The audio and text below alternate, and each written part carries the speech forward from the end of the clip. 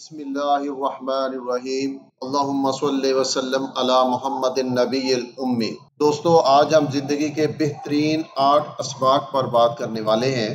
زندگی کے یہ بہترین اسباق 4 ویڈیوز پر مشتمل ہے۔ اس سلسلے کی یہ پہلی ویڈیو ہے جس میں سبق نمبر 1 اور سبق نمبر 2 شامل ہیں۔ کامیاب زندگی گزارنے کے لیے ان اسباق پر عمل کرنا بہت ہی ضروری ہے۔ آج کلاس روم طلباء اور طالبات سے بھرا ہوا تھا۔ ہر کوئی خوش گپیوں میں مصروف تھا، کان پڑی آواز سنائی نہ دیتی تھی۔ اتنے میں پرنسپل صاحب کلاس روم میں داخل ہوئے۔ کلاس روم میں سناٹا چھا گیا۔ پرنسپل صاحب نے اپنے ساتھ آئے ہوئے ایک صاحب کا تعارف کراتے ہوئے کہا، یہ ہمارے کالج کے وزٹنگ پروفیسر ہیں جن کا نام عبدالشکور ہے۔ آپ مفکر، دانشور اور کئی کتابوں کے مصنف ہیں۔ یہ آپ کو کامیاب زندگی گزارنے کے کچھ گر بتائیں گے۔ ان کے 8 لیکچر ہوں گے۔ جو اسٹوڈنٹ انٹرسٹڈ ہوں وہ ان کے لیکچر میں باقاعدگی سے شریک ہوں۔ سبق نمبر 1۔ کلاس روم میں سناٹا طاری تھا۔ طلباء کی نظریں کبھی پروفیسر کی طرف اٹھتی اور کبھی بلیک بورڈ کی طرف۔ پروفیسر کے سوال کا جواب کسی کے پاس نہیں تھا۔ سوال تھا ہی ایسا۔ وزٹنگ پروفیسر شکور نے ہال میں داخل ہوتے ہی بغیر ایک لفظ کہے بلیک بورڈ پر ایک لمبی لکیر کھینچ دی، پھر اپنا رخ طلباء کی طرف کرتے ہوئے پوچھا، تم میں سے کون ہے جو اس لکیر کو چھوئے بغیر اسے چھوٹا کر دے؟ یہ ناممکن ہے۔ کلاس کے ایک ذہین طالب علم نے آخرکار اس خاموشی کو توڑتے ہوئے جواب دیا، لکیر کو چھوٹا کرنے کے لیے اسے مٹانا پڑے گا، اور آپ اس لکیر کو چھونے سے بھی منع کر رہے ہیں۔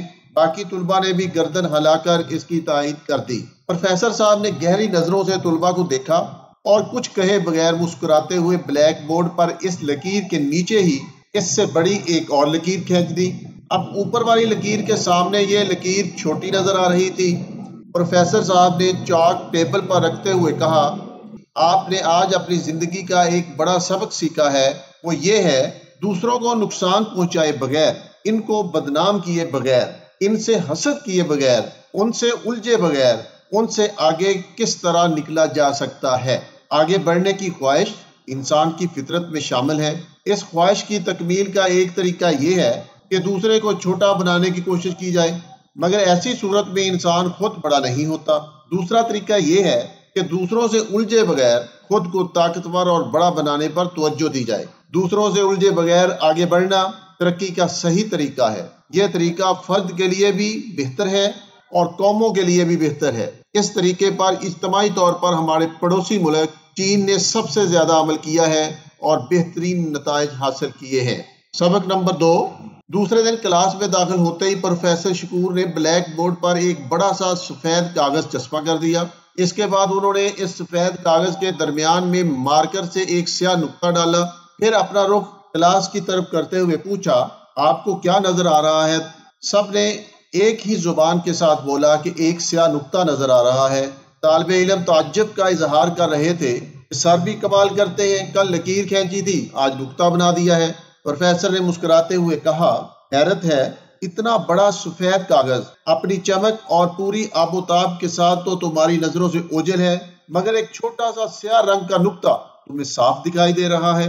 زندگی میں کیے گئے لاتعداد اچھے کام سفید کاغذ کی طرح ہوتے ہیں، جبکہ کوئی غلطی یا خرابی محض ایک چھوٹے سے نقطے کی مانند ہوتی ہے۔